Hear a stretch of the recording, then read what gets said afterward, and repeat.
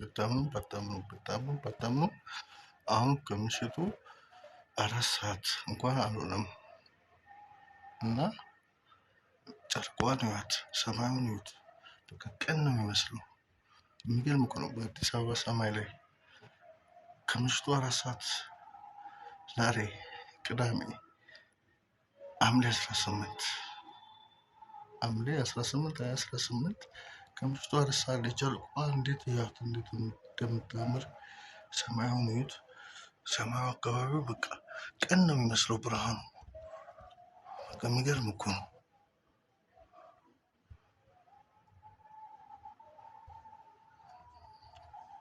የሚገርም ጨረቃ እንደዚህ በጉም ተሸፍና ግን ውስጧ ብርሃኗን አፈንጥቃለች። የሚገርም ትዕይንት አዲስ አበባ ሰማይ ላይ